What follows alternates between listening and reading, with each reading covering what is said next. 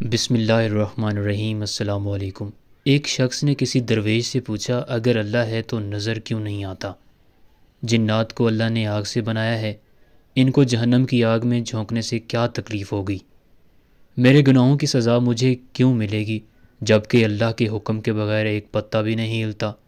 یہ سن کر درویش نے غصے میں آ کر ایک ڈھیلا اٹھا کر اسے مارا۔ اس شخص کا سر پھٹ گیا۔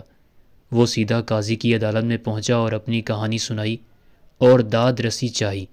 قاضی نے درویش کو بلا کر باز پرس کی۔ درویش نے جواب دیا، یہ شخص ٹھیک کہتا ہے، اس بدعقیدہ شخص سے مجھے کچھ پوچھنے کی اجازت دی جائے۔ قاضی نے اجازت دے دی۔ درویش نے اس شخص سے پوچھا، تو کہتا ہے کہ تیرا سر زخمی ہونے سے تجھے تکلیف ہو رہی ہے، لیکن مجھے تکلیف نظر نہیں آتی۔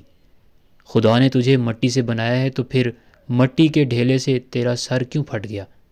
بتا، میں تیری نظروں میں تجھے ڈھیلا مارنے کا مجرم کیسے ٹھہرا جبکہ خدا کے حکم کے بغیر کوئی پتا بھی نہیں ہلتا؟